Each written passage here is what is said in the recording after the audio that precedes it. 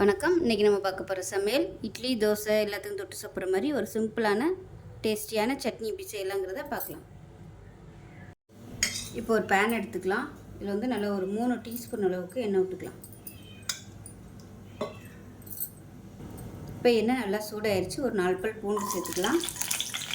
இது கூடவே ஒரு 5 வரமிளகாய் சேர்த்துக்கலாம்.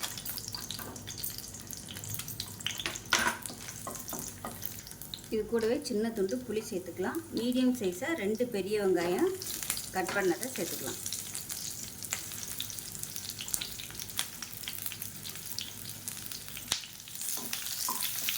இது கூடவே ஒரு கொத்து கருவேப்பிலை சேர்த்துக்கலாம்.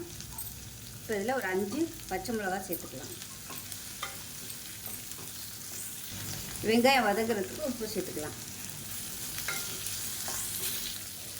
இப்போ வெங்காயம் இந்த அளவுக்கு வதங்கினதும் அதில் ஒரு 2 டேபிள் ஸ்பூன் அளவுக்கு பொட்டுக்கடலை சேர்த்துக்கலாம். இதையும் சேர்த்து ஒரு பரட்டி விட்டுக்கலாம்.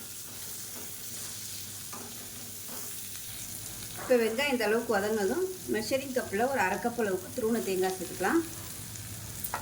சேர்த்துட்டு லேசாக வதக்கி விட்டுக்கலாம். அந்த தேங்காய் இப்போ அமர்த்திடலாம் கேஸு. அந்த சூட்லேயே வந்து தேங்காய் நல்லா வெந்துடும். இது நல்லா ஆறுனதுக்கப்புறமா நைஸாக அரைச்சிக்கலாம். இப்போ இதில் கொஞ்சமாக ஒரு 1/4 டீஸ்பூன் போல் சீரகம் சேர்த்துக்கலாம்.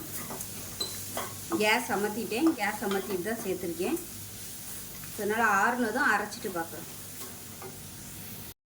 இப்போ பாருங்கள், சட்னி நல்லா அரைச்சாச்சு. இது ஒரு பவுலுக்கு மாற்றிக்கலாம்.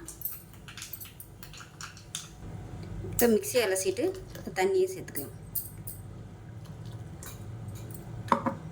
இப்போ எப்பயும் போல் கடுகு, உளுந்து, பெருங்காயம், கருவேப்பிலை போட்டு தாளித்து தான் சேர்த்துக்கலாம். அவ்வளோதான், சூப்பரான சட்னி ரெடி ஆகிடுச்சு. இட்லி, தோசை எல்லாத்துக்குமே அருமையாக இருக்கும். செஞ்சு பாருங்கள். செஞ்சு பார்த்துட்டு எப்படி வந்துச்சுங்கிறத சொல்லுங்கள். வீடியோ பிடிச்சிச்சின்னா லைக் பண்ணுங்கள், கமெண்ட் பண்ணுங்கள், சேனலை சப்ஸ்கிரைப் பண்ணுங்கள், பக்கத்தில் உள்ள பெல் பட்டனையும் ப்ரெஸ் பண்ணுங்கள். நன்றி.